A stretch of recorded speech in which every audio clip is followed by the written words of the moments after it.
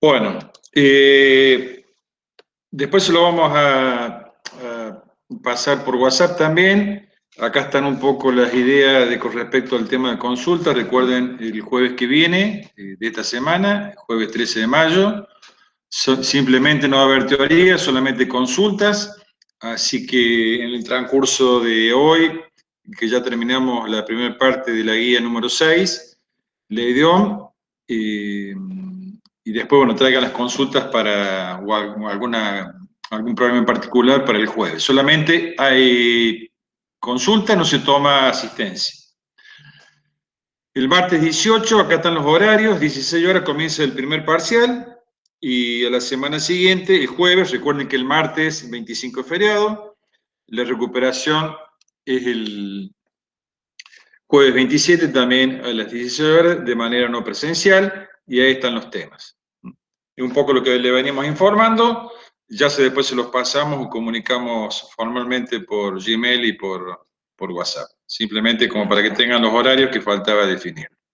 Recuerden, van a ser 3 horas, 16-19, y después tendrán 10-15 minutos para subir las imágenes. Al final de la teoría, Néstor le va a explicar un poco sobre las evaluaciones, que es el tema de las rúbricas, con que vamos a evaluar. No es nada raro, simplemente aclarar cómo vamos a corregir los parciales. Así que al finalizar la teoría, Néstor le va a explicar brevemente cómo va a ser la corrección. Bueno, vamos a continuar. Vamos a tratar de finalizar un poco, de cerrar lo que es circuito de corriente continua, que ya habíamos comenzado hace un par de clases, con respecto a lo que es la circulación de cargas eléctricas o corrientes eléctricas dentro de un circuito y algunas aplicaciones.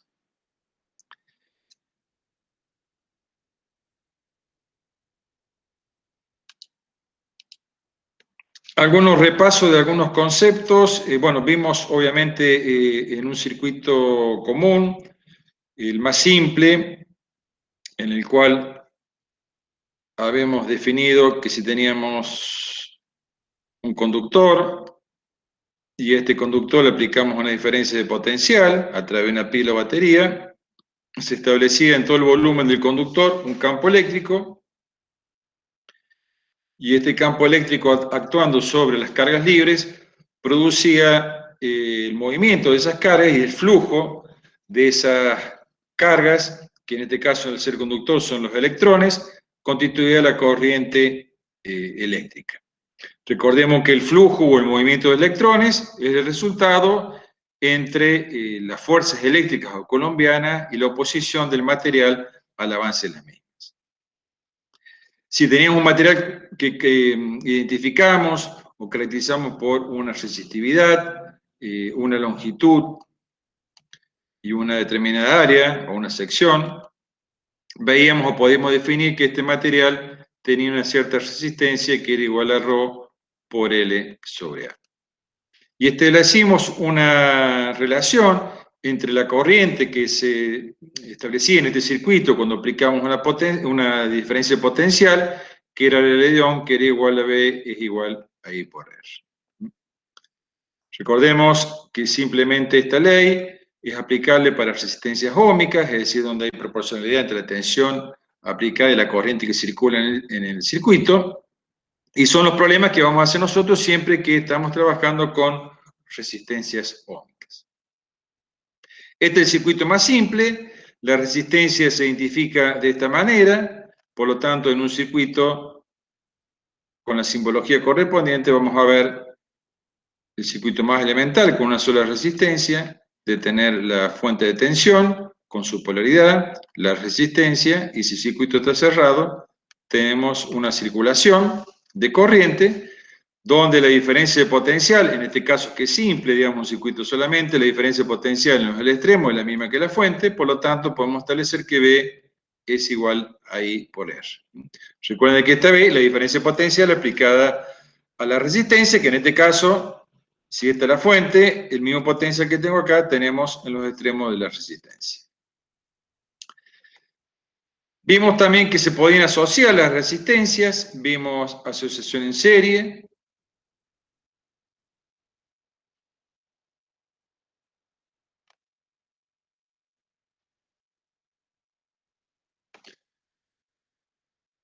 En la asociación en serie, recuerden que la corriente en todos los elementos es la misma, la diferencia potencial, o la suma, la diferencia potencial en los extremos de cada elemento es el potencial total.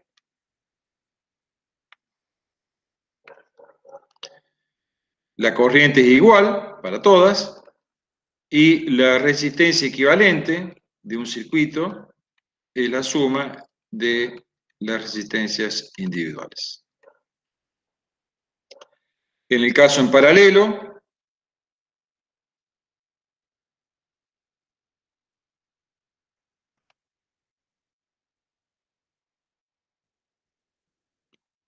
el potencial es el mismo, el potencial es igual para todos, y la corriente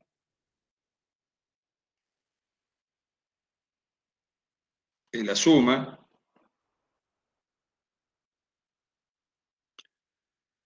la I es igual a I1 más I2 más I3, es decir, la suma que entrega la fuente o la batería, que tendríamos acá, es la suma de las corrientes que circulan a través de cada una de las resistencias, y la resistencia equivalente, en este caso, es 1 sobre R1 más 1 sobre R2 más 1 sobre R3, o las resistencias que hay.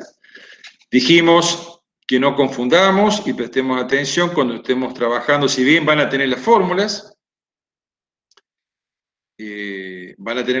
no se confundan con capacitores, que son al revés, digamos, lo que es serie y paralelo. Así que presten atención, más allá de que tengan las fórmulas, no se confíen y no se equivoquen cuando hagan serie y paralelo.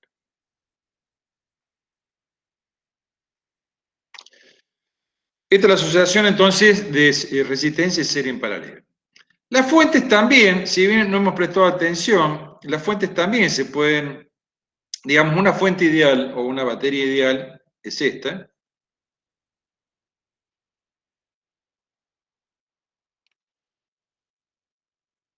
Lo podemos representar de esta manera. En general, las baterías reales en las cuales tienen alguna pérdida o una resistencia se las suelen identificar de esta manera.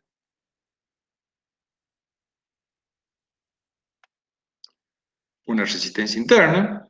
Esto simplemente está indicando que tenemos una batería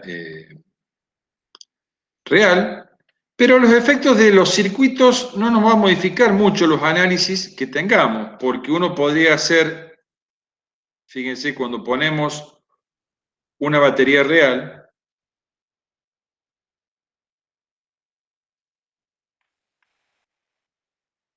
¿sí? Esto que estamos acá, poniendo acá, es la batería real. Simplemente estamos considerando la batería real como una batería ideal más una resistencia interna que tiene en cuenta las pérdidas. Pero si observamos el circuito, fíjense que esta resistencia con esta estarían en serie. Por lo tanto, si están en serie, la resistencia equivalente es R más RI. Por lo tanto, cuando calculamos el circuito equivalente, que sería este, que es la resistencia equivalente, nos va a quedar simplemente la fuente. Y la corriente, recuerden, B es igual a I por R, la corriente va a ser la tensión aplicada B sobre la resistencia equivalente, o sea que es B más R más RI. Es decir, a los efectos de los cálculos que tengamos nosotros, no nos va a afectar en nada tener o considerar una batería o una fuente ideal o real. Si es ideal, obviamente no tiene resistencia interna, y si es real, tenemos que considerarla, pero es una resistencia más en el circuito, o sea que no nos debería causar ningún problema considerar una resistencia ideal. Recuerden que para los efectos del problema es lo mismo tener una resistencia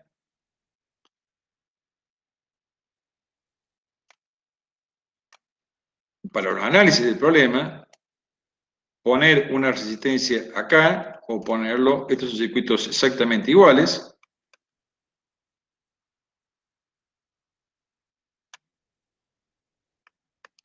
o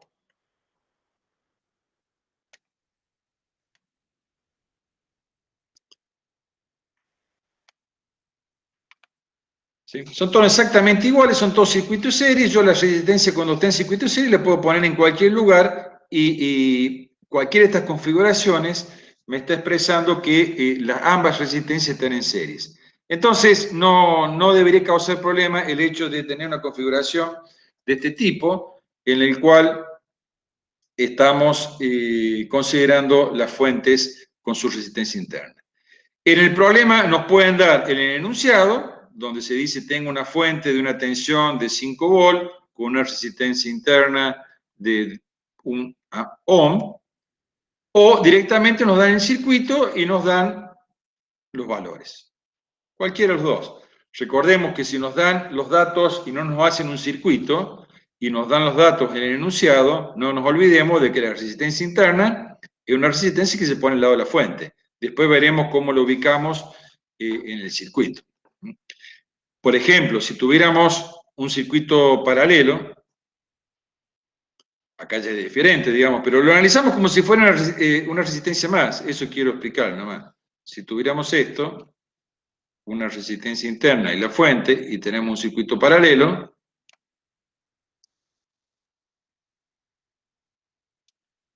vamos a poner dos resistencias nada más. Obviamente, esta no está en serie con esto. Primero debería resolver el paralelo, ¿sí?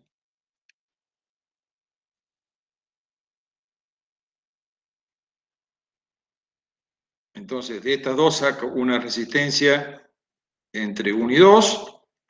Recordemos si están en paralelos. R1, 2 va a ser 1 sobre R1 más 1 sobre 2. Y ahora recién puedo hacer serie entre RI y R1, 2. El proceso es exactamente igual que si tuviera una resistencia más en circuito, pero simplemente lo que estamos considerando acá es que la batería no es una batería ideal, sino es una batería real, y por lo tanto estamos considerando su resistencia y sus pérdidas. Lo mismo van a ver que tampoco vamos a trabajar nosotros. Esto en realidad son conductores que estamos uniendo para poder formar un circuito, pero estamos tomando conductores sin resistencia. Uno podría hacer un estudio un poco más profundo y considerando la resistencia. Recuerden que si tenemos conductores, el conductor tiene una cierta longitud, una resistencia, resistividad, un área, una longitud, por lo tanto tiene resistencia. Nosotros estamos considerando los conductores despreciables. Si uno quisiera considerar la resistencia de los conductores, la puede considerar y simplemente vuelve a tomar esto como un hilo sin resistencia y agrega acá la resistencia del conductor. Donde esta resistencia tiene en cuenta, obviamente, estos valores de ρ por L sobre S. Pero en otros casos siempre vamos a considerar, a no ser que se exprese lo contrario, que los conductores que unen los elementos no tienen resistencia, y simplemente, bueno, se identifica la resistencia a través de su símbolo o la resistencia interna de la batería. Con las baterías también se suele trabajar, nosotros el circuito más simple, de esta manera, y las baterías también se pueden asociar en serie o en paralelo. Pueden tener algún problema, pero esto no va a causar, digamos, ningún inconveniente. Pueden tener este tipo de posición, o podrían tener en paralelo, ¿sí? En paralelo, recuerden, tanto en capacitores, en resistencias o en fuentes, siempre la disposición es similar. Este es serie y este es paralelo. Obviamente, si yo en un circuito coloco las baterías de esta manera, lo que estoy obteniendo, si esto es B, esto que tengo acá es B, y esto es B, lo que voy a tener en los extremos va a ser 3 veces B. Es decir, se suman los potenciales. Entonces, cuando yo tengo un circuito con una disposición de este tipo,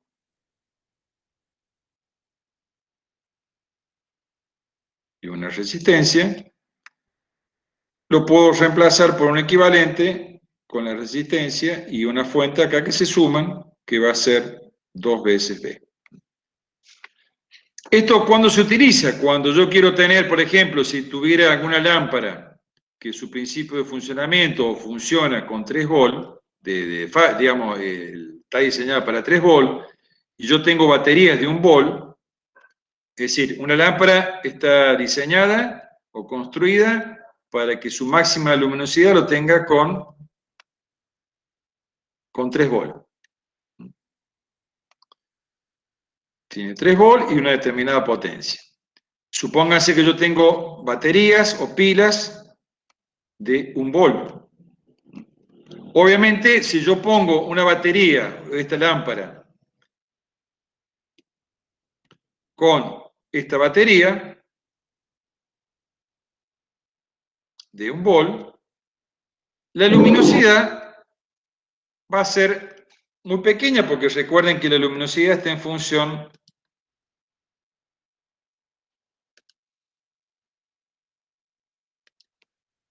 Recuerden que acá va a circular una corriente, y la corriente, y esto es una resistencia, vamos a estar en función de I cuadrado por R, acá tengo calor y tengo luminosidad, y va a estar en función de la transferencia por efecto Joule.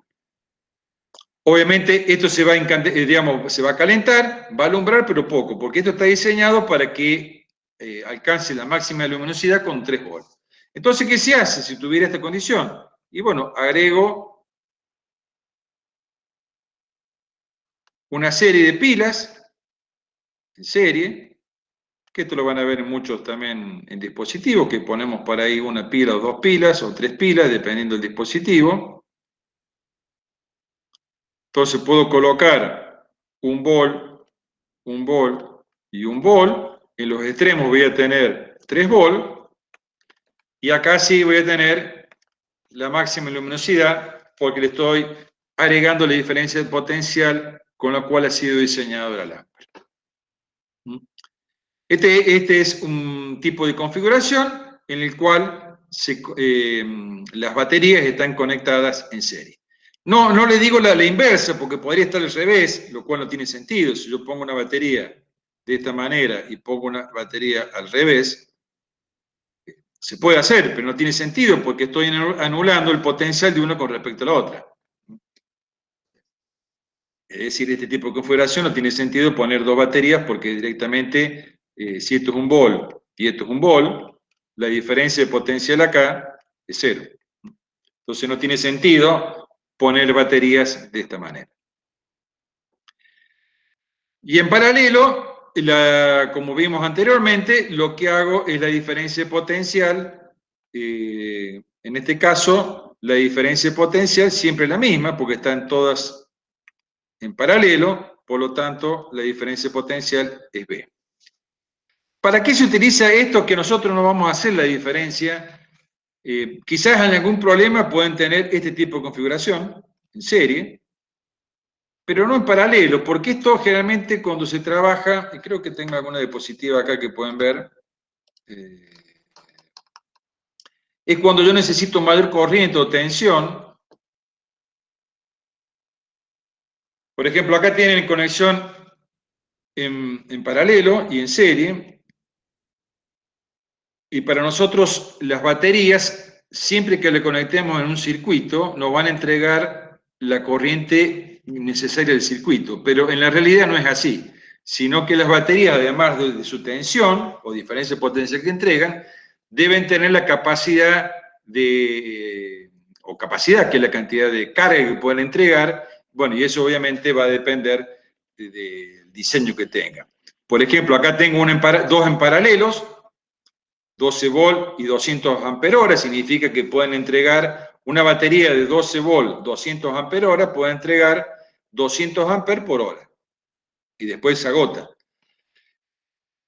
Acá tengo 2, con lo cual, fíjense, si bien la diferencia potencial en los extremos es 12 volt, lo que me está entregando ambas baterías en paralelo son 400 ampere-hora. Entonces, lo que estoy logrando cuando yo conecte en paralelo es una mayor capacidad de esta asociación de baterías. Obviamente, para los problemas que estamos haciendo nosotros, no vamos a analizar el tema de la capacidad. Y en serie, como están puestos acá, más o menos, esto sería de esta manera. Estamos poniendo las dos fuentes, 12 volt, 200 amperes. Acá simplemente mantenemos la misma corriente, que son 200 ampere-hora, la misma capacidad, pero aumentamos la diferencia potencial, 12 más 12 a 24 volts. ¿Sí? Estos son dos tipos de configuraciones básicas o esenciales para la unión de baterías, pero como les expliqué recién, solamente van a trabajar en aquellos casos, o lo más común que van a trabajar es cuando tengamos resistencia en serie, que simplemente van a tener 2 baterías o 3, las suman directamente. No hay inconveniente con eso.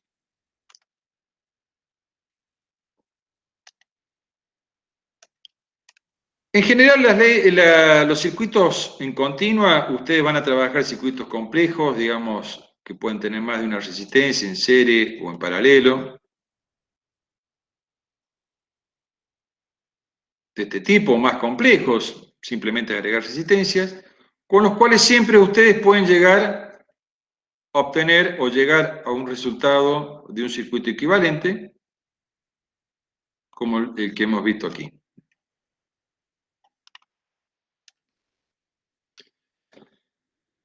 Este tipo de circuitos, que ya dije pueden ser más complejos o menos complejos en el hecho de tener más resistencias y la complejidad en el hecho de asociaciones, uno puede resolverlo siempre utilizando la ley de Ohm, B igual a I por R, y resolverlo de esta manera. ¿Sí? Por ejemplo, en este caso, esta con este y este estarían en serie, el resultado me queda en paralelo, y después del paralelo me quedaría en serie con este y lo resuelvo, y de esa manera vamos obteniendo las corrientes.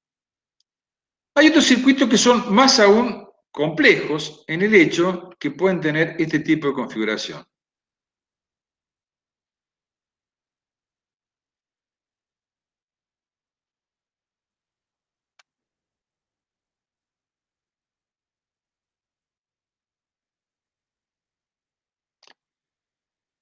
¿Qué es lo que observamos?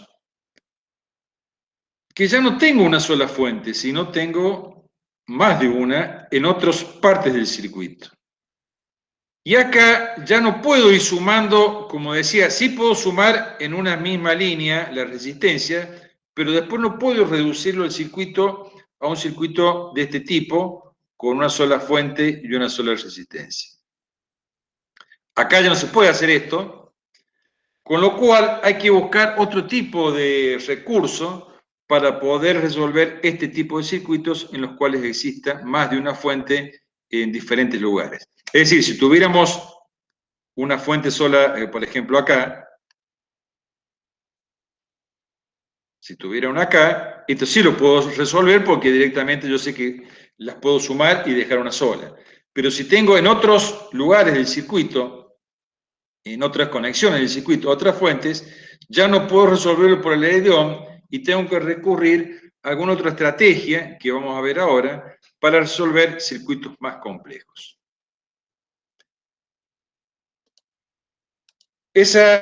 Por ejemplo, este que están viendo ustedes aquí, es un circuito complejo, donde obviamente yo puedo resolver algunas partes, por ejemplo, esta resistencia con esta resistencia la podría sumar, pero después no lo puedo simplificar porque tengo más de una fuente.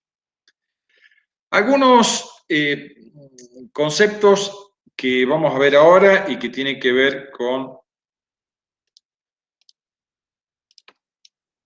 Hay varios métodos, nosotros vamos a ver uno que es para resolver las leyes de Kirchhoff.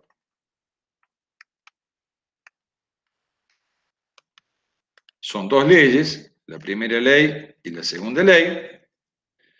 Primeramente vamos a ver que están puestos en el circuito, pero podemos, si quieren, hacer un circuito aparte.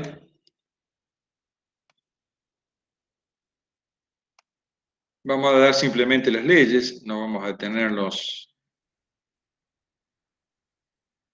Esto de la resistencia, puedo tener resistencia o fuente nomás, no hace falta tener todos los elementos.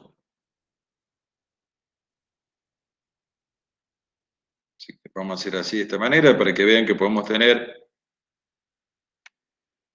B1, B2, B3, R1, R2.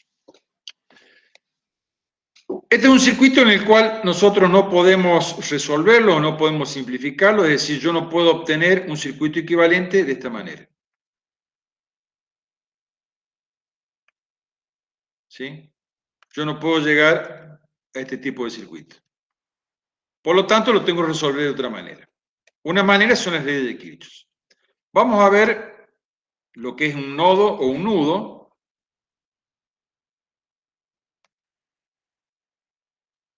Que es el lugar donde concurren 3 o más conductores. Es decir, si este es un conductor y este es otro conductor, en realidad la corriente sería la misma. Cuando tengo 3 o más, 1, 2, 3, la corriente que viene acá, obviamente una parte va a venir para acá y la otra para aquí. ¿Estamos? O al revés podría ser, podría tener 3 conductores y tener esta corriente y esta corriente. Entonces, nodo o nudo es el lugar, esto no sería, esto que está aquí, no, es el lugar, puedo tener más, ¿no? Yo hice solamente, puedo tener 5, 6, lo que quieran, es el lugar donde concurren 3 o más conductores, obviamente que transportan corriente. En general se adopta por convención que la corriente entrante es positiva y la corriente saliente, perdón, es negativa. La primera ley se basa en el principio de conservación de la corriente o de la carga, es decir, la cantidad de corriente o de carga que entra en un punto es la misma que sale, principio de conservación. Y la primera ley es muy simple, donde me dice que la sumatoria de las corrientes que entran a un nodo es igual a 0. Primera ley, sumatoria de corriente que entran en un nodo es igual a 0. Veamos un ejemplo. Si acá tengo I1, estas I2, estas I3, me dice que las corrientes entrantes son positivas, es decir, I1 es positivo. Las corrientes salientes son negativas, es decir, menos I2, menos I3 es igual a 0. Por ejemplo, si este es I1, esta es I2, esta es I3, I1 es positivo, entrante, I2 es positivo, entrante, I3 es negativo porque sale, es igual a 0. Es simple, entonces lo que tenemos que tener en cuenta es identificar los nodos y aplicar esta regla o esta convención de que una vez identificados los nodos, que es el lugar donde concurren 3 o más corrientes, la sumatoria de corrientes es igual a 0, tomando como corrientes entrantes positivas y las salientes negativas. Fíjense algo importante. ¿Dónde tendríamos acá? Ya después vamos a empezar a trabajar un poco o dar algunos tips sobre los circuitos. Uno podría observar que si viene una corriente aquí, una I1, llega a este punto y se bifurca en dos. En una I2 y en una I3. La I3 viene por aquí, se junta nuevamente con la I2 y me forman la I1. Este punto que está acá es un nodo y este punto que está aquí es un nodo. No va, lo que le decía recién, por ejemplo, este punto que está acá no es un nodo. ¿Por qué? Porque la I1 es la misma que está acá. No me aporta nada, digamos. Siempre son 3 o más conductores los que constituyen un nodo.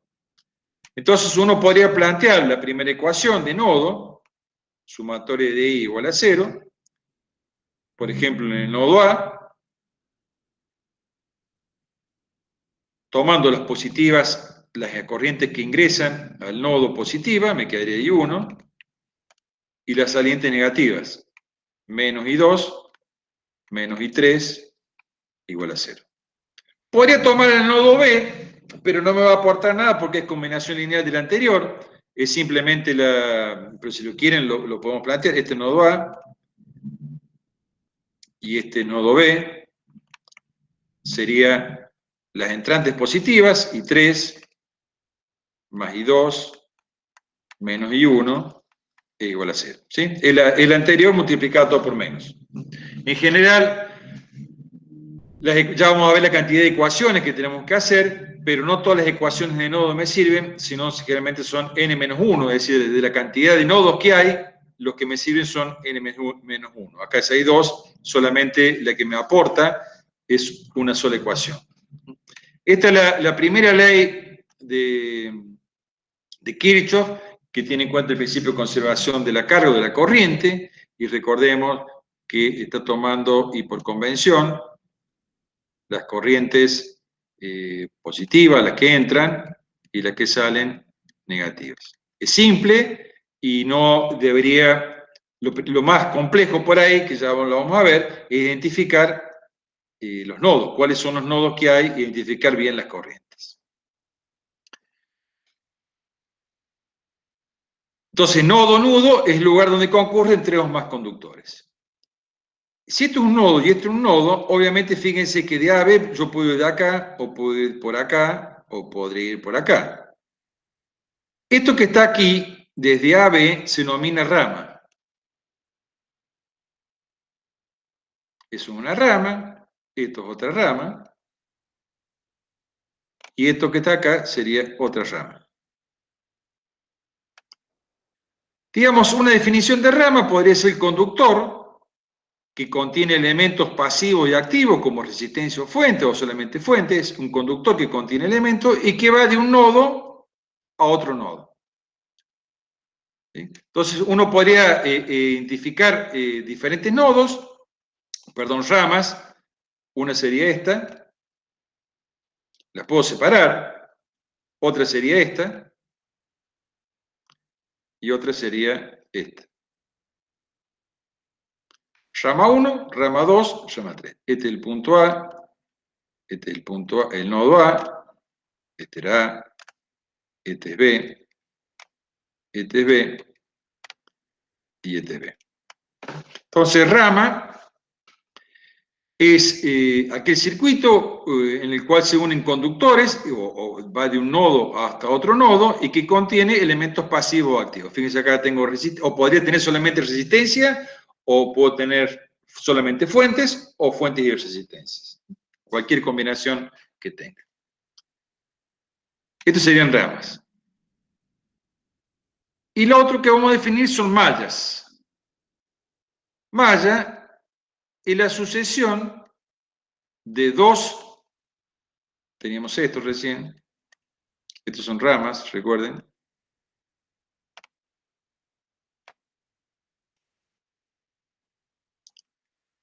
Es la sucesión de dos ramas que forman un circuito cerrado. ¿Qué quiere decir? Que yo puedo sumar o considerar diferentes circuitos. Por ejemplo, podría tomar este con este y formar un circuito, que sería este.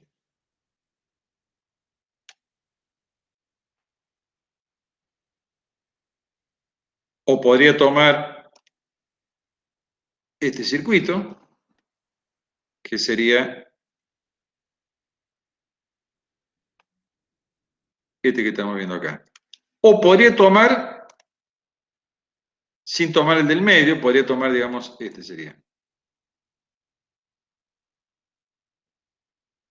Estoy sumando dos ramas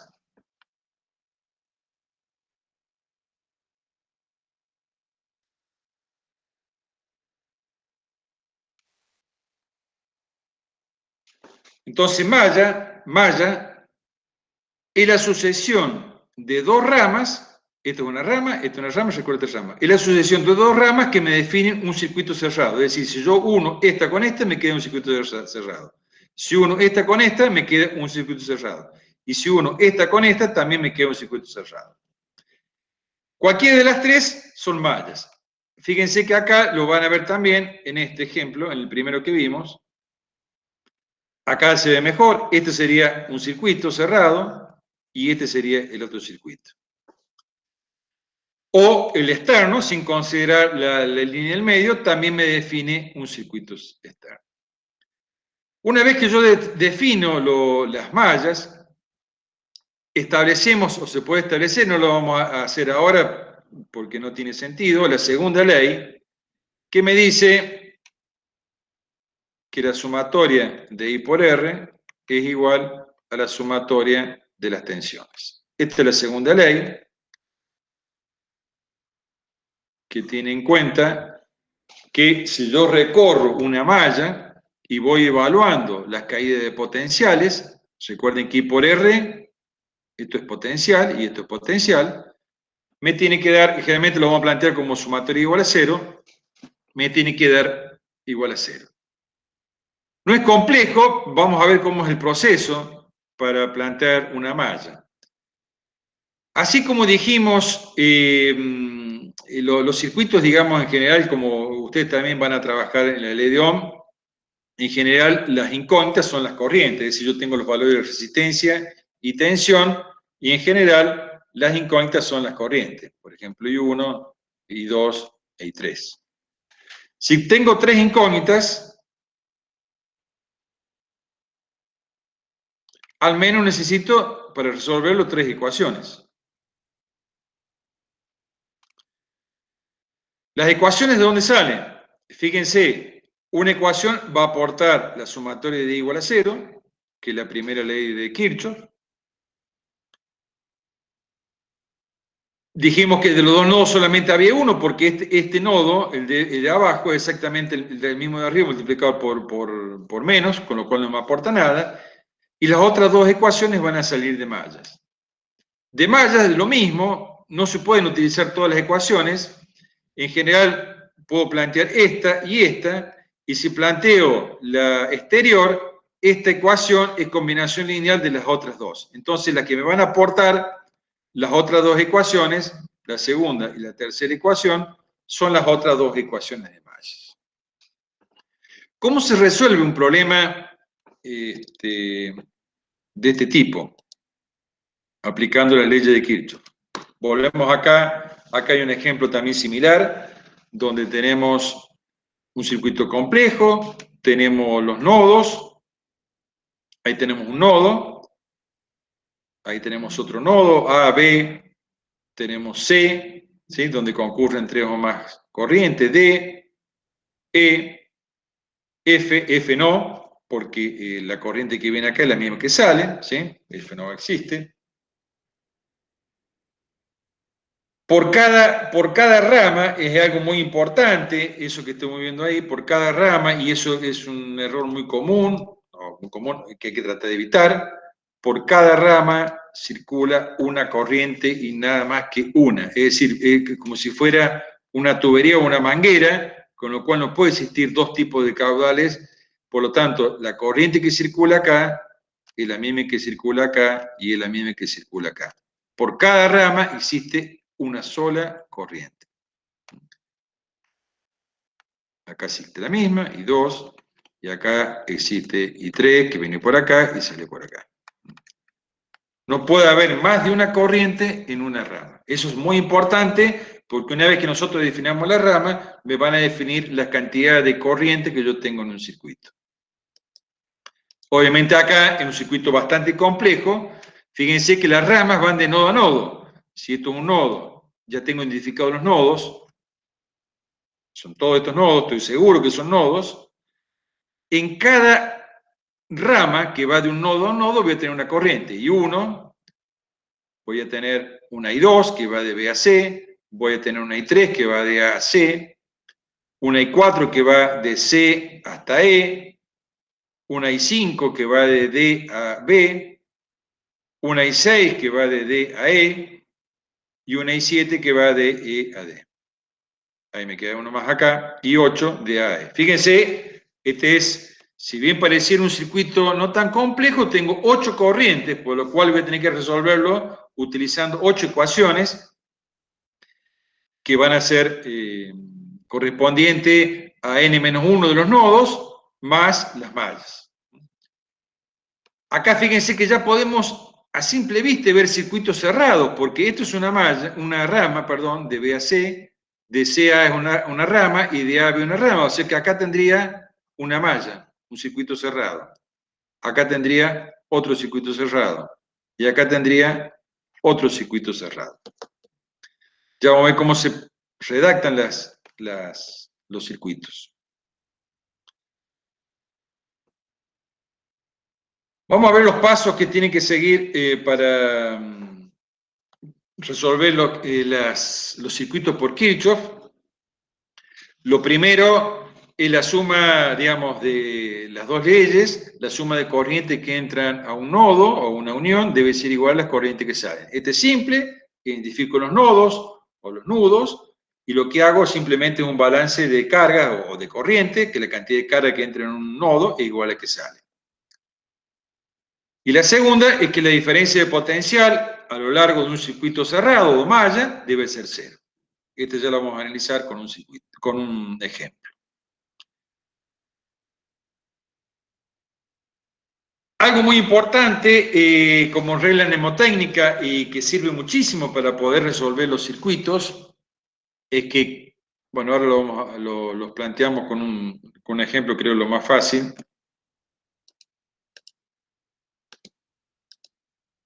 Arrancamos de cero. Si yo tengo un circuito cualquiera, como el que teníamos recién, pero puede ser más complejo o menos,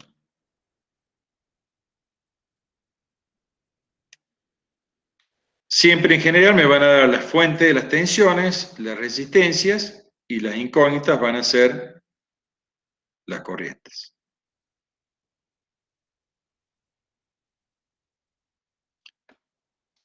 Como primer paso para analizar circuitos,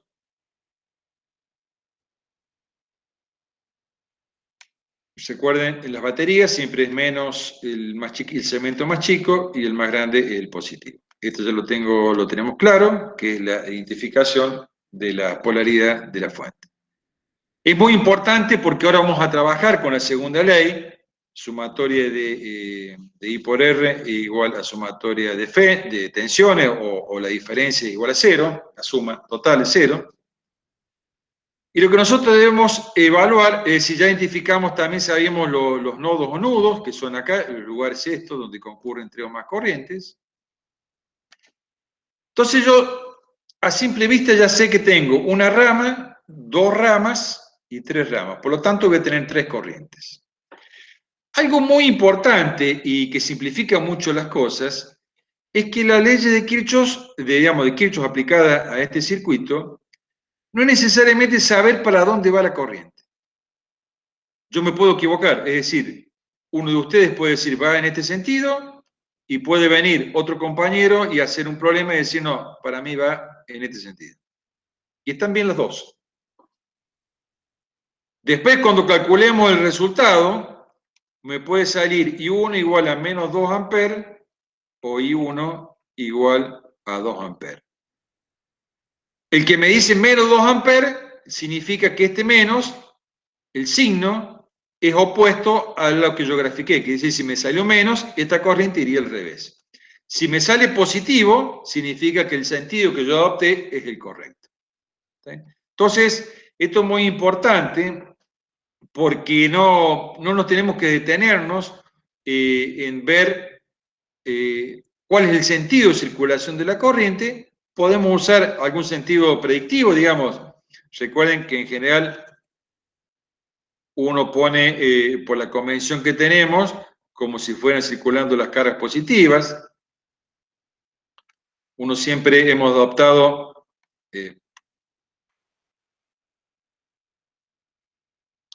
En general nosotros tomamos esta forma, más o menos, y que la corriente sale en este sentido, ¿sí?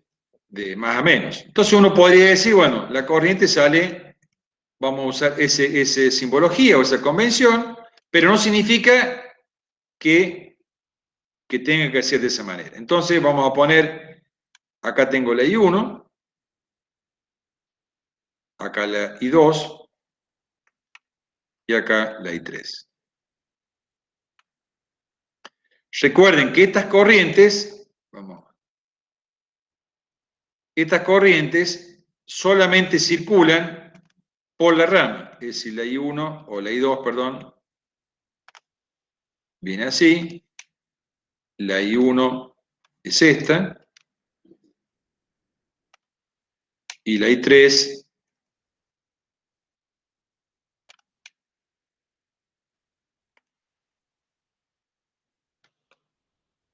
esta. Como vamos a analizar caídas de potencial, lo que se aconseja es si vamos a analizar B, caída de potencial, yo B ya tengo los potenciales, y después voy a analizar I por R. Cuando analice I por R,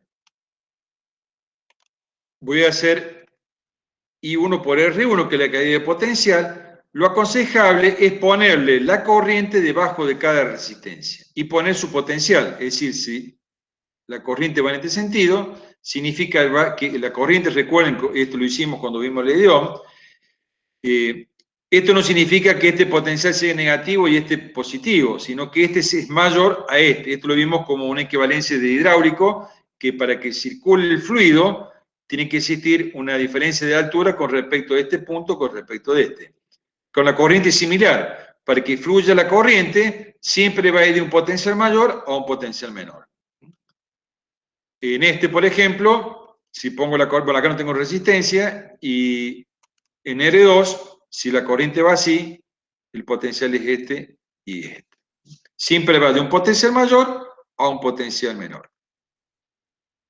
Esto es fundamental, no es difícil, y gran parte del problema, o para poder plantear las ecuaciones, lo que tienen que tener siempre es un esquema con todas las fuentes, los potenciales en la fuente, y las resistencias con sus corrientes debajo de cada resistencia. Porque después lo que vamos a hacer es leer el circuito.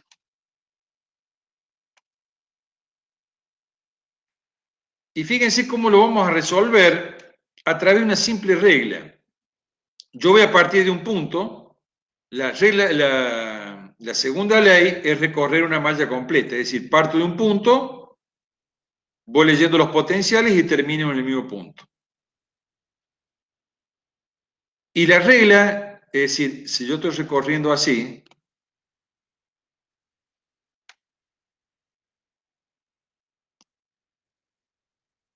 y en mi recorrido encuentro algo de menos a más, es decir, yo puedo ir en este recorrido y voy a encontrar la fuente, que voy de un potencial de menos a más, es más B, o más I por R. Si en el recorrido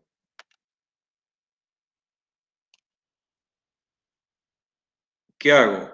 Voy o encuentro algo de potencial positivo o negativo, que puede ser una fuente o una tensión, tengo que escribir menos B o menos I por R. Fíjense cómo es el procedimiento. Voy a recorrer la malla 1,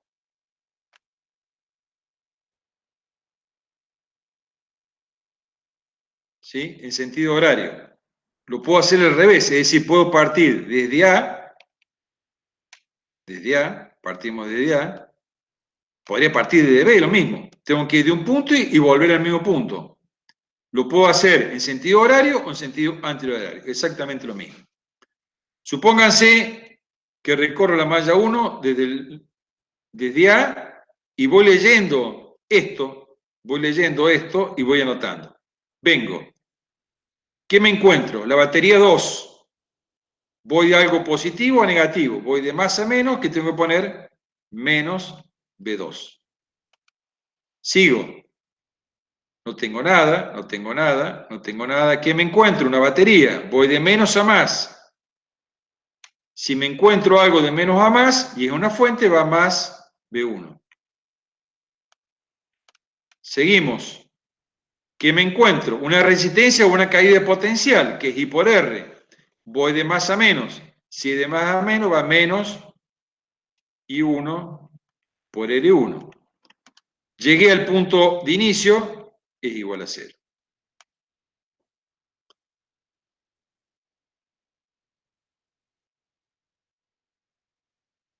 Por ejemplo, la malla 2. Esta sería la malla 2. La vamos a hacer al revés, en sentido antihorario, y voy a comenzar de B. ¿Sí? En sentido, esta la recorremos así, y esta la vamos a recorrer así. Parto de B. ¿Qué me encuentro? Una batería que va de menos a más. De menos a más es más B. Más B2. Seguimos.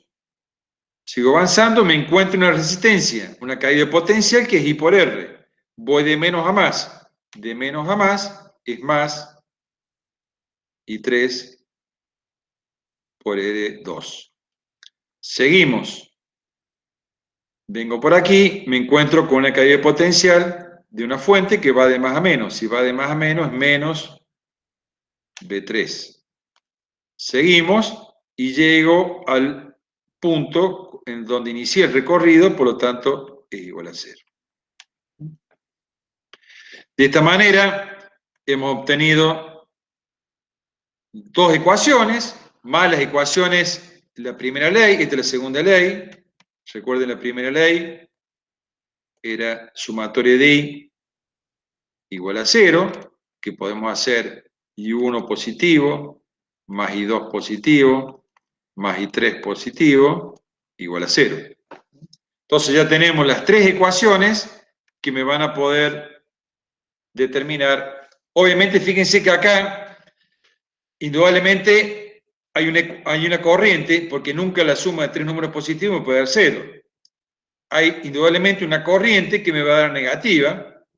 Eso va a estar un poco en función de los valores de las tensiones de la fuente. La fuente de mayor magnitud se va a imponer con respecto a las otras. Por lo tanto, es muy posible que una corriente, supongamos que la B3 fuera muy grande, es muy posible que la I1 y 2 sean al revés la corriente.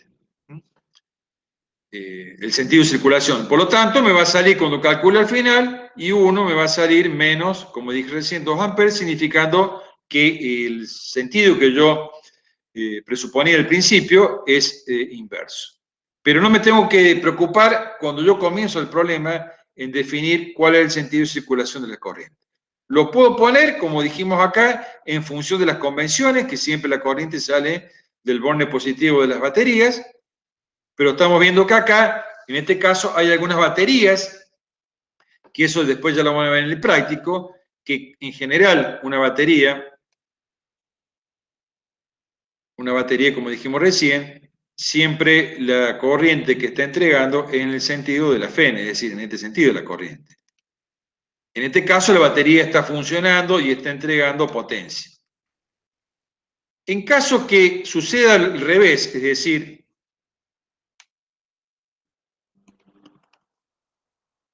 que estemos en este caso, y la corriente circule al revés, acá, si bien la potencia es V por I, esto es entregada, acá la batería está soportando una corriente inversa, contraria, por lo tanto la batería acá se va a recalentar y no va a entregar potencia, sino que la va a consumir. Entonces, obviamente uno no va a hacer ningún circuito para perder energía o potencia, pero si llegamos a tener alguna situación de esta resistencia no entrega, sino que consume energía. Entonces, cuando hagamos el balance de energía, hay que tener en cuenta que no siempre todos los elementos consumen. Por ejemplo, que consumen siempre es I cuadrado por R, que son las resistencias, y lo que entregan energía del circuito es V por I. Pero si llegamos a tener alguna fuente que está consumiendo, le voy a tener que sumar como potencia consumida. Así que eso lo van a tener en cuenta cuando hagamos algunos problemas.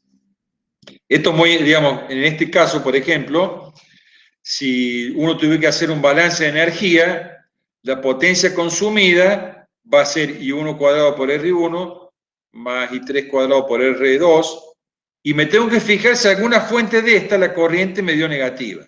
Si este me hubiera dado negativa, se le voy a tener que sumar a I1 por V1 con las potencias consumidas. Y potencia entregada, si la I3 me hubiera dado bien y la I2 me hubiera dado bien en sentido, como potencias entregadas. Ustedes ahí tienen en la página de física, tienen algunos simuladores.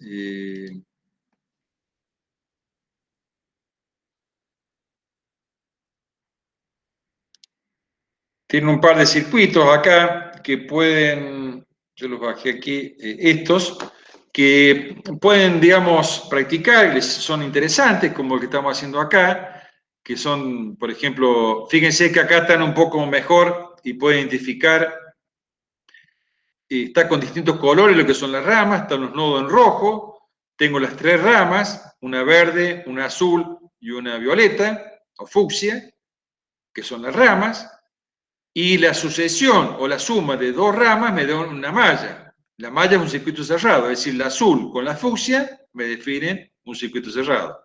La verde con la azul, también un circuito cerrado. Y la verde con la fucsia, también un circuito cerrado. Entonces, este es el circuito original, donde me dan las tensiones y las resistencias. ¿Qué es lo primero que tengo que hacer? Es determinar las corrientes. Fíjense, usted pone rotular corrientes y me dan las corrientes. Acá, fíjense que las tres para arriba. Después lo que tengo que hacer es rotular, y esto es fundamental, porque una vez que yo tengo rotulado con los potenciales de más y menos cada uno de los elementos, es muy fácil identificar después la segunda ley de Kirchhoff. Tengo la fuente de menos a más, la corriente va así, recuerden, va de más a menos, acá va de más a menos, ¿sí? La I3 va de más a menos, tengo en cada resistencia el potencial. Y después, bueno, lo que sí está puesto acá, que uno puede chequear planteando las ecuaciones, uno le hace el cálculo. Hay varios de estos circuitos, acá tienen otro también, que es el otro circuito, que bueno, yo puedo acá, este es más interesante porque inclusive me da las ecuaciones.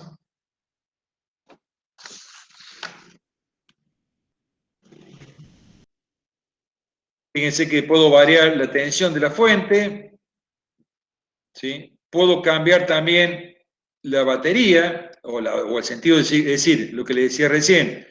Uno puede decir, no, mira, la corriente no me gusta, para este lado es al revés, para esta malla. Bueno, lo podemos cambiar por cada malla. Fíjense que se cambia el sentido hacia arriba de la batería 2 o down para hacia abajo. Puedo cambiarla, eso.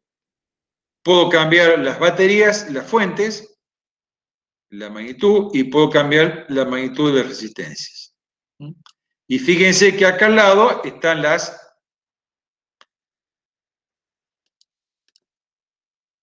ecuaciones.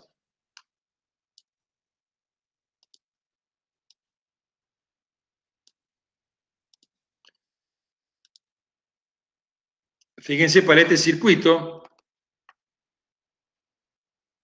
recordemos, si voy de menos a más en el recorrido,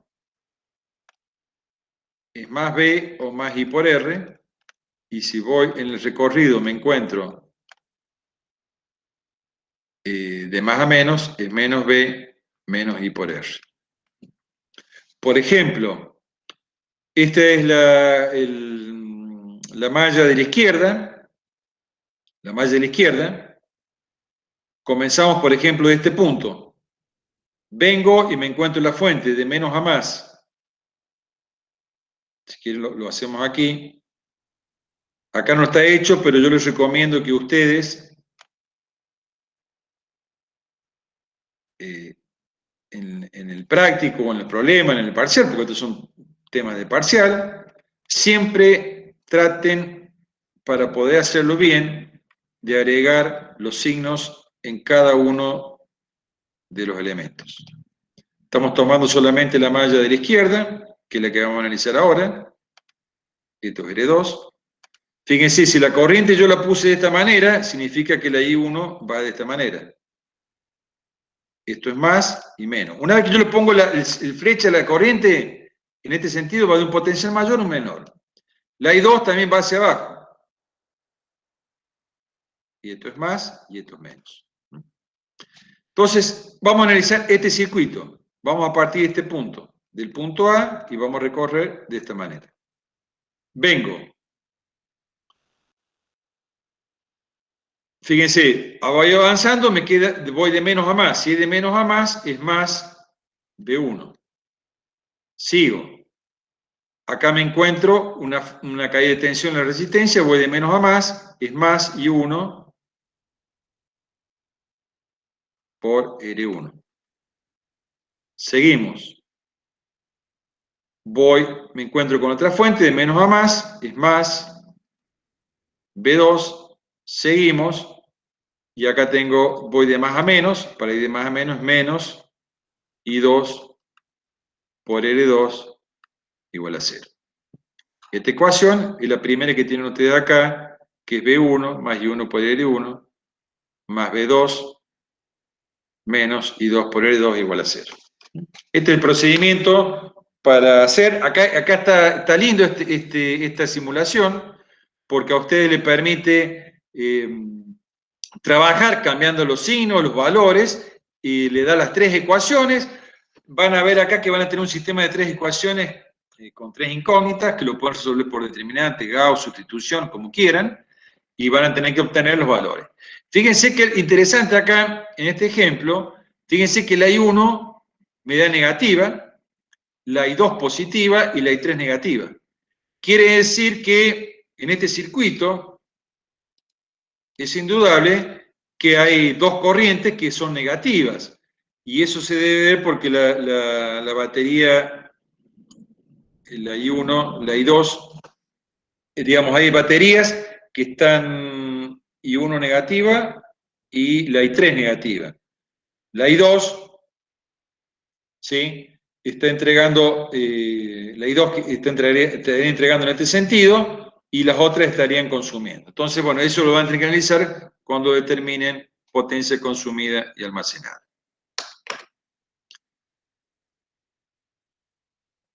Estas son leyes de Kirchhoff, son dos leyes, van a tener la segunda parte y esto entra también en una guía completa y problemas.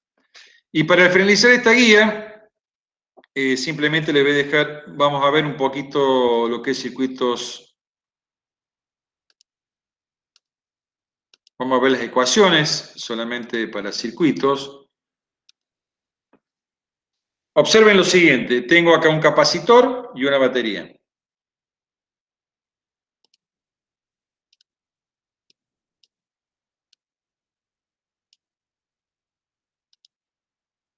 ¿Sí? Un capacitor con una batería, recordemos que tengo el capacitor, como hemos visto, tengo la batería y acá tengo, bueno, un interruptor de esta manera.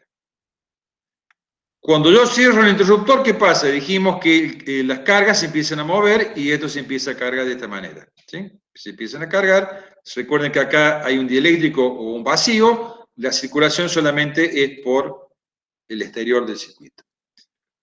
Vamos a mover el interruptor y fíjense que se empezó a cargar. Y quedó cargado. Una vez que quedó cargado, fíjense que pasa por el conductor. No hay más circulación de corriente. Ya lo vamos a ver por qué.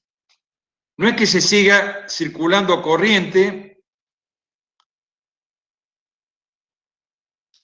en este proceso, que dijimos, si uno lo analiza, y lo vimos cuando vimos carga de capacitores, dijimos que si uno tenía una placa acá y la otra placa acá, estas eran dos placas metálicas eléctricamente neutras,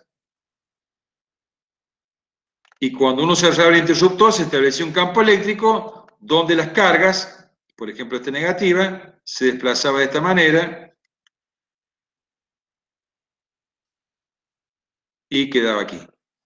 Cuando se iba a la negativa, este que era eléctricamente neutro quedaba con un exceso de carga positiva, y cuando esta negativa entraba en la otra placa, en esta placa, quedaba con exceso de carga negativa. Este proceso se va haciendo, fíjense, bueno, lo voy a... Este proceso que están viendo ustedes aquí, de que se va transmitiendo, y van a ver que apenas cierro hay flujo de carga. Si hay flujo de carga y corriente, recuerden que la corriente es carga en movimiento o flujo de electrones, y a medida que hay flujo de electrones hay corriente.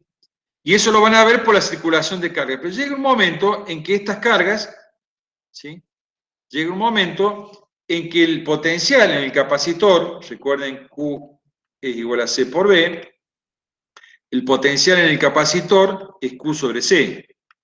Cuando el circuito está abierto, no hay cargas en el capacitor, por lo tanto el potencial es cero acá. Pero a medida que se va cargando, esto va aumentando, las cargas van aumentando, por lo tanto el potencial va aumentando. Y llega un momento en que el potencial o la diferencia potencial en los extremos del capacitor es la misma que la fuente, y como tienen potenciales opuestos, fíjense, más con más unidos, llega un momento en que la corriente se detiene. ¿Qué es lo que pasa acá? Vamos a cerrar. Fíjense que apenas cierro yo el circuito, hay una circulación de cargas y después se detiene. Cuando se cargó completamente el capacitor, no hay más circulación de cargas en un circuito. Y eso es lo que vamos a ver ahora. Obviamente lo puedo descargar a través de un circuito. Acá también tienen un ejemplo. Yo podría cargar este circuito. Fíjense, placas paralelas tengo, voy a cargarlo. Puedo tener un circuito que puedo, fíjense, bueno, ahí está abierto el circuito, o lo puedo cerrar, o lo voy a cargar con una diferencia potencial de 1,5. Acá tengo un voltímetro para, si quieren,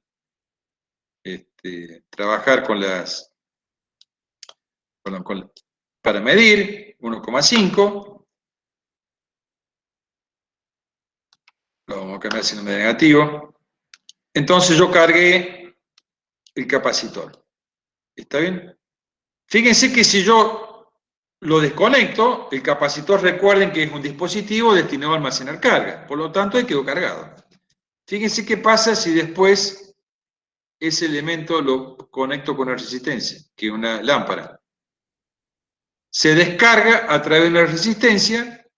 Obviamente, como el capacitor no puede regenerar la carga, la va perdiendo, pero la carga almacenada en un capacitor la transfiere en una resistencia, y obviamente al circular cargas por el circuito y a través de una lámpara, la lámpara pierde o transfiere calor o luminosidad, y por lo tanto la carga se va perdiendo. Entonces el proceso de carga y descarga para un circuito, ahí está cargado, hay circulación de carga. Cuando llegó o se cargó completamente, deja de circular corriente, el capacitor queda cargado porque es un elemento que almacena carga, y yo luego lo puedo descargar a través de un circuito, como estamos viendo acá, que se ilumina. Bueno, esto se denomina circuito RC, y están viendo ustedes que la carga en un circuito va variando, es decir, la corriente, al principio existe corriente eléctrica, como le mostré aquí, existe una corriente eléctrica, pero llega un momento en que el potencial del capacitor es el mismo que la fuente y la corriente es cero. Quiere decir que la corriente es variable o va cambiando. En un circuito, esto se conoce como circuito RC. No vamos a dar las ecuaciones o cómo se deducen las ecuaciones de tipo RC. ¿Por qué? Porque hay una resistencia y un capacitor, y tengo una tensión. Cuando yo cierro el interruptor, se establece una corriente, como vimos recién. Por lo tanto, acá voy a tener una corriente, si lo quiero poner más menos, ya que vimos Kirchhoff, y esto es más menos. empieza a establecerse una corriente y el capacitor se empieza a cargar. Pero si empieza a cargar el capacitor y a medida que se carga el capacitor, va creciendo el potencial y la corriente se va anulando. Esto es un transitorio donde uno podría plantear, no lo vamos a hacer ahora, una ecuación diferencial se plantea acá, donde la solución, digamos, lo que tiene uno plantea las caídas potenciales, es decir, la tensión es igual a I por R más Q sobre C, ¿sí? Estoy planteando potencial. Esto es B, es igual a la caída de potencial en la resistencia más la caída de potencial en la capacidad. Esto es BR y esto es BC. Yo sé que I es igual a la derivada de Q respecto de T, entonces uno puede derivar esta expresión y me va a quedar una ecuación diferencial de primer orden en Q, donde la carga es C por B por 1 menos E a la menos T sobre R por C. Puede ser compleja o no, esta es la solución de esta ecuación, de esta ecuación diferencial.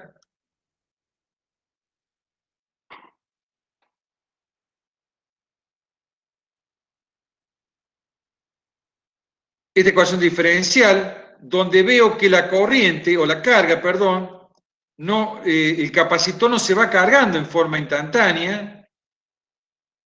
Yo creo que convendría explicarles, digamos, cuando uno tiene un circuito de este tipo,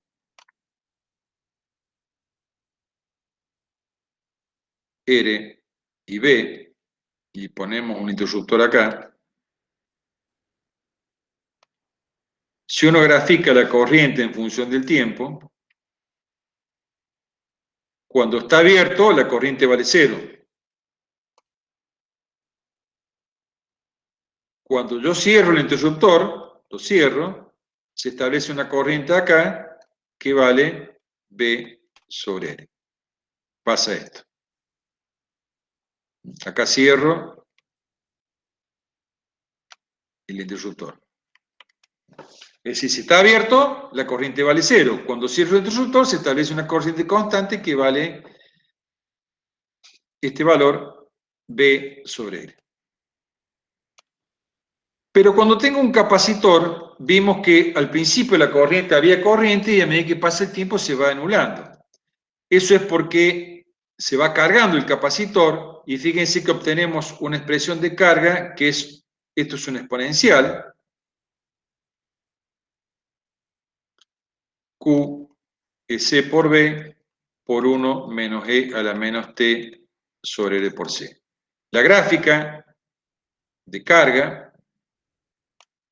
en función del tiempo, este es el valor máximo, C por B, es del tipo exponencial, es decir, al principio el capacitor se carga muy rápidamente y a medida que va pasando el tiempo, a igualdad de intervalo de tiempo, la carga es mucho menor y se va haciendo asintótica al valor máximo C por B. Digamos, matemáticamente tardaría un tiempo infinito en cargarse totalmente, en la práctica es un tiempo finito de unos pocos segundos. R por C se denomina constante de tiempo, capacitiva, se lo suele llamar como tau C, y fíjense como esto es adimensional, y después lo pueden verificar ustedes, esto tiene unidades de segundo. Es una constante porque obviamente R y C son constantes del circuito, lo mismo que la capacidad y la tensión. Esto es la carga. La corriente, fíjense que cuando comenzamos el análisis dijimos esta otra ecuación de la corriente, es decir, si yo derivo esta función en función del tiempo, obtengo la corriente. La corriente I es igual a la derivada de Q respecto de T, por lo tanto I me va a quedar B sobre R por E a la menos T sobre R por C. Esta es la expresión de la corriente, que si uno la grafica o hace un esquema similar a este, vamos a ver que la corriente es de este tipo, es también exponencial, pero la corriente es de esta manera. Fíjense que lo que estamos viendo acá, que es un poco lo que observamos en el circuito, a medida que va pasando el tiempo, la corriente se va anulando hasta llegar a un valor cero.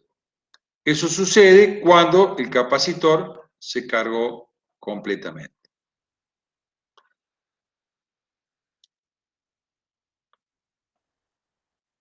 Estos van a haber problemas de carga y descarga.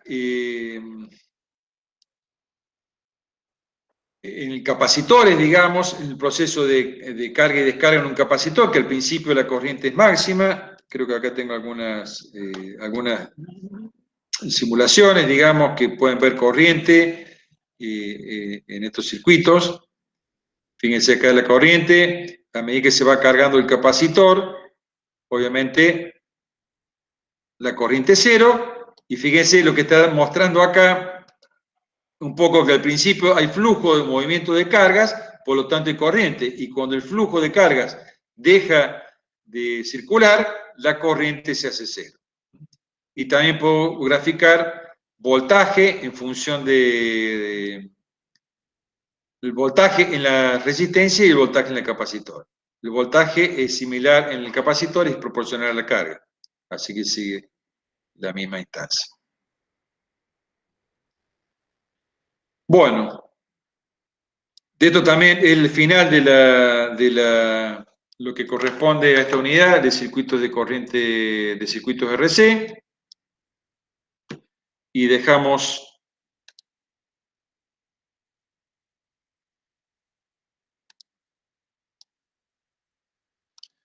dejaremos aquí entonces la teoría. Recuerden, teoría no vamos a tener más hasta este jueves no hay, el martes que viene es feriado y el otro jueves es parcial, o sea que de acá por lo menos 2 semanas más no vamos a tener teoría.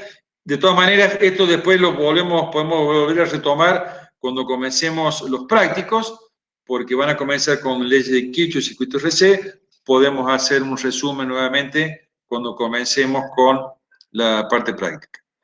¿Me muestra la ecuación que describía la variación de la corriente? Sí. Tengo por aquí.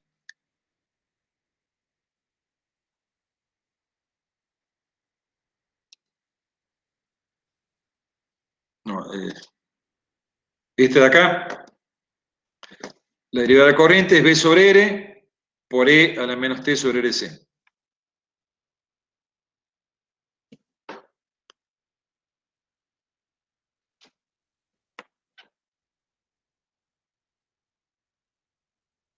Recuerden que esto queda grabado, después lo pueden buscar en las clases grabadas. El martes feriado es el 25 de mayo, el martes que viene. El martes, ¿todo bien, no? Sí. Hoy estamos en, perdón, estamos en 11. Perdón, está bien, el 13, viene ahora el 13. El 13 tenemos el primer consulta. El 13, este jueves, tenemos consulta. Y el 18 es el parcial. Sí. ¿Está bien? Sí. Después la recuperación, esto que estoy hablando yo, el 25 es feriado, la recuperación es el 27. ¿Sí? ¿Está claro, no? Sí, sí. Es esto que está acá. Digo, Tiene más de una semana para el recuperatorio, así que. Sí, no, después estamos bien, digo, aprovechemos que estamos bien. ¿Vamos a la ecuación esa que te piden ahí? Ya la mostré ya. Ah, bien. Ya está.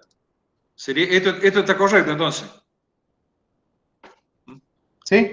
Martes 18 y el jueves 27. Lo que habría creo que está claro para todo, pero no vale, siempre vale la pena repetirlo.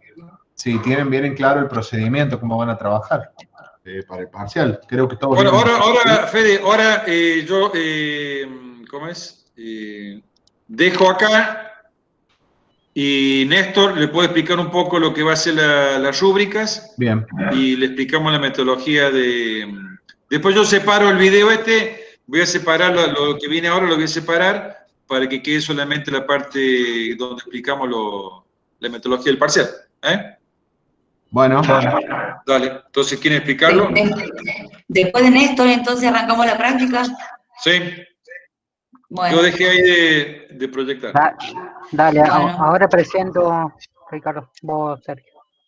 Dale.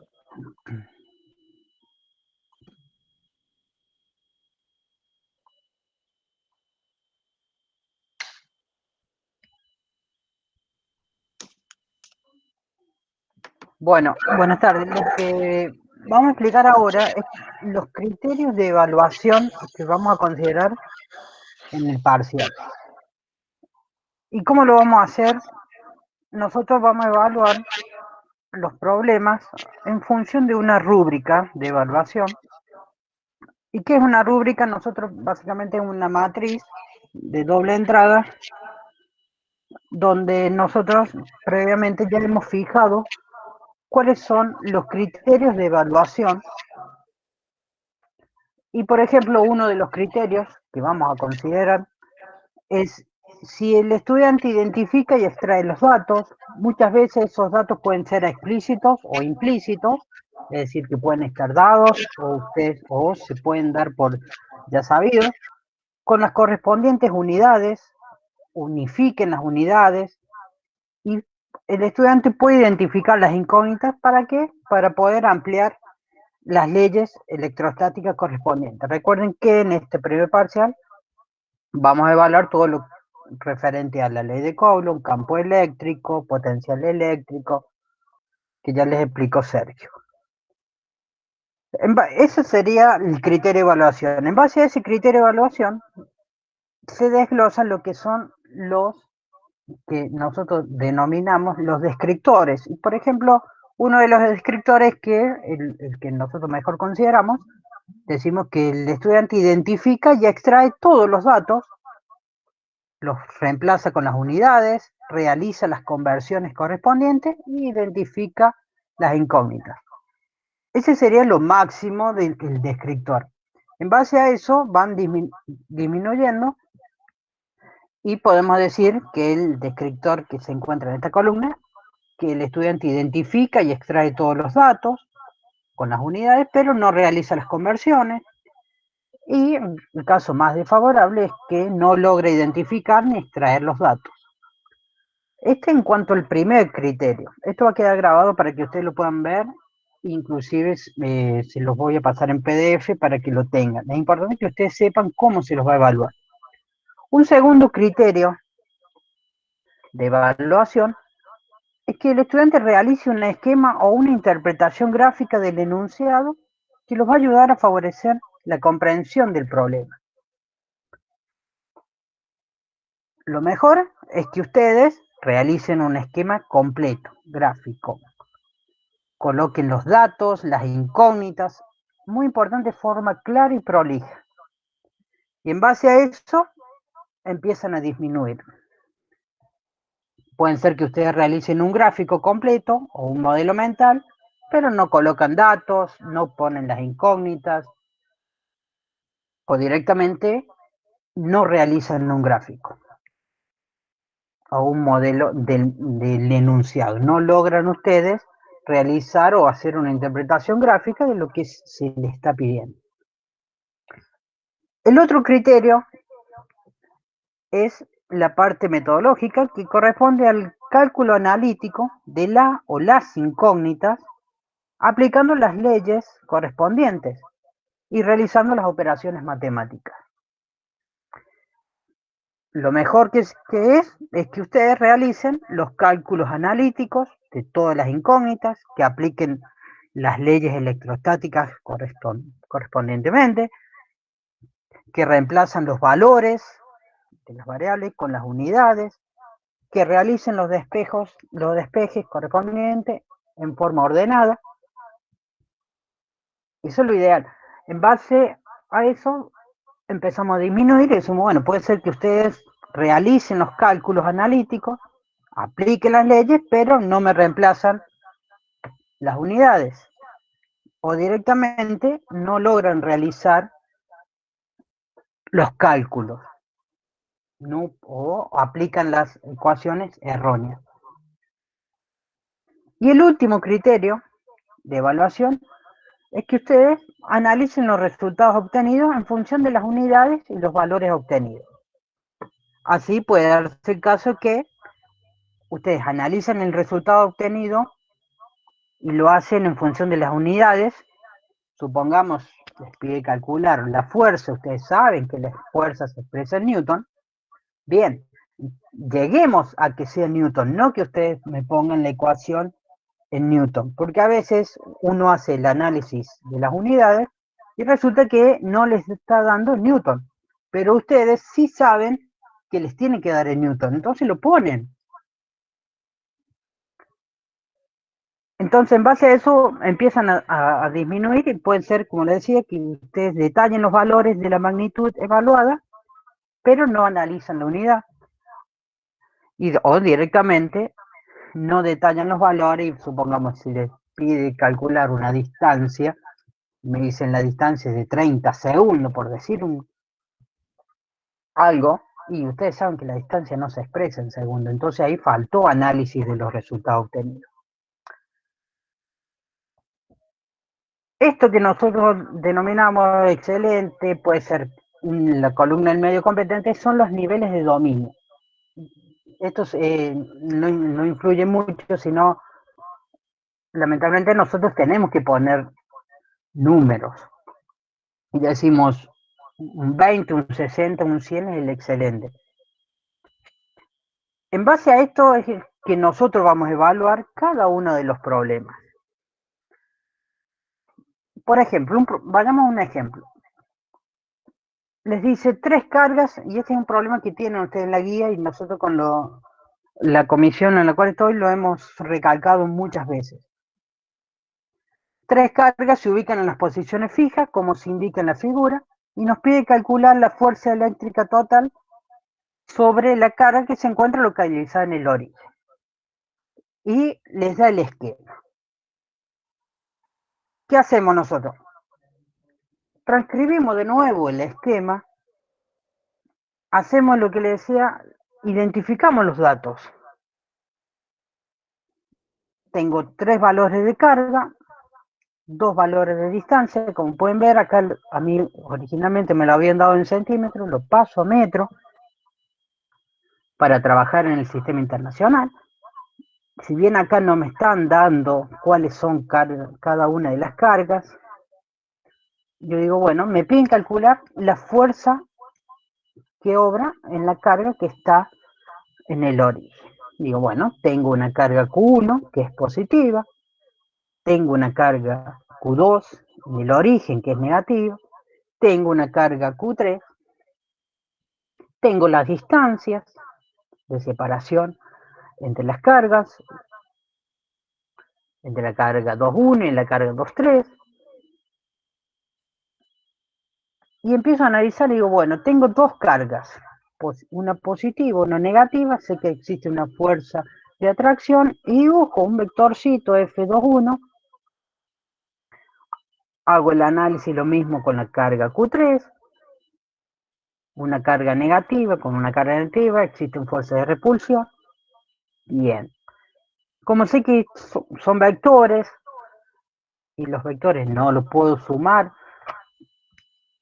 F2.1 más F2.3, sino tengo que hacer un análisis vectorial aplicando y digo, bueno, voy a obtener la resultante. Todo esto yo estoy aplicando conocimientos vistos ya en física 1 y sé que me va a quedar un vector resultante que es el F, que es el que me están pidiendo a mí.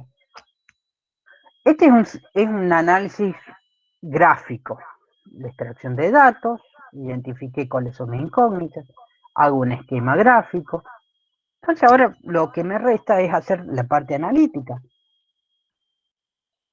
Entonces, a los fines de los cálculos, ¿qué debería yo calcular?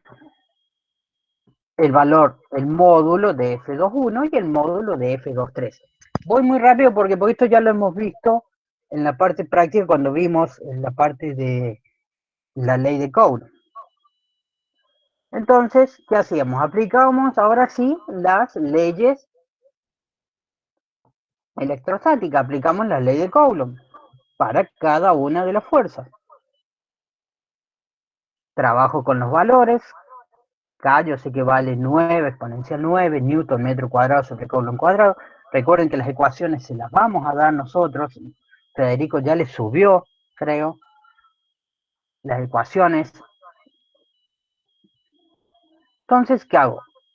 Una vez que yo tengo el gráfico ya armado, completo, y trabajo con las ecuaciones, reemplazo numéricamente con sus respectivas unidades que me van a permitir a mí hacer el análisis de unidades.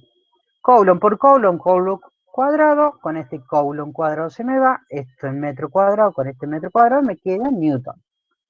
Saco la cuenta y obtengo el valor. Y así hago lo mismo con la otra. Una vez que yo ya obtuve entonces la fuerza, digo, bueno, tengo que calcular la resultante. Aplico herramientas matemáticas, tengo dos vectores que son perpendiculares. Aplicamos Pitágoras para calcular el vector resultante.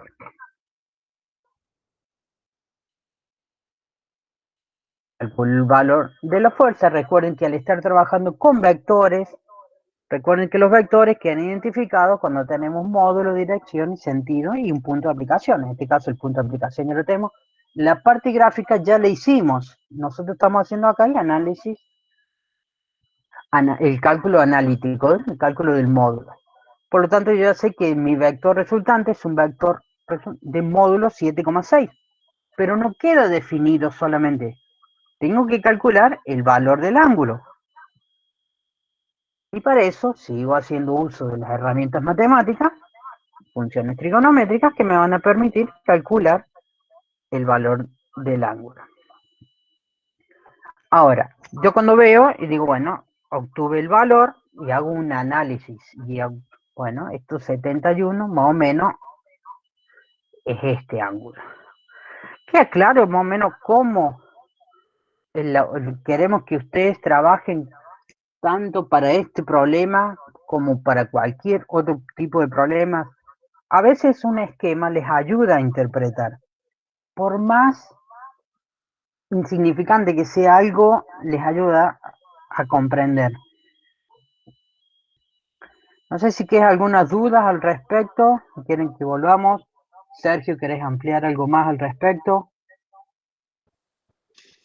No, Néstor, bueno, hay cosas muy sencillas, digamos, por ejemplo, el tema de datos incógnita, como dice por ahí Néstor, es algo muy simple que aporta el problema, aunque sea el gráfico también simple. El hecho de uno no poder hacer un gráfico, un esquema, significa que uno no entiende el problema. Entonces, y fíjense que eso suma al puntaje total del problema. Entonces, no perdamos la posibilidad de sumar puntaje y dejar de hacer algo que es muy elemental, sacar los datos y las incógnitas que están en el enunciado, como está puesto ahí lo que ha hecho Néstor, y simplemente vamos a evaluar, porque esto también nos permite que todos los que estamos corrigiendo parciales seamos un poco más coherentes en cómo corregimos cada uno y que tengamos los mismos criterios. Entonces, hemos identificado que son pasos normales lo que está planteando Néstor para cualquier tipo de problema en cualquier asignatura, ¿no? Siempre identificar los datos, las incógnitas, los esquemas, hacer todo el análisis o la interpretación, digamos, física, el desarrollo analítico y después los resultados. Por ahí los resultados, simplemente los resultados, las unidades, si la magnitud vectorial, por ahí si vemos que nos da, por ejemplo, yo le decía a Néstor, si nos da una carga 5 Coulomb, lo más probable es que esté mal, porque lo que tengo que hacer es un análisis de unidades y la magnitud también de las unidades, porque una carga tan grande no existe. Lo mismo un capacitor, que obviamente los capacitores son todos microfaradios, milifaradios.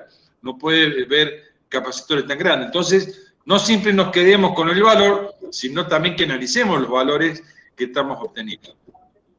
Pero bueno, esto se lo vamos a dejar también para que ustedes lo puedan ir viendo y lo que vamos a evaluar, que siempre lo que hemos evaluado generalmente en todos los parciales, ¿no?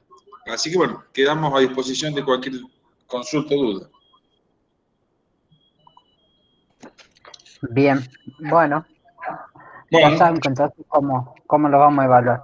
Gracias, Sergio, por dejarme Listo, compartir. entonces dejamos acá y que cada uno se vaya a su aula, digamos, virtual. Bueno, los que están acá en Mecatrón, que se quedan acá. Yo dejo grabar y después no sé quién graba, Eduardo. Sí, Eduardo, graba. Hola, Sergio.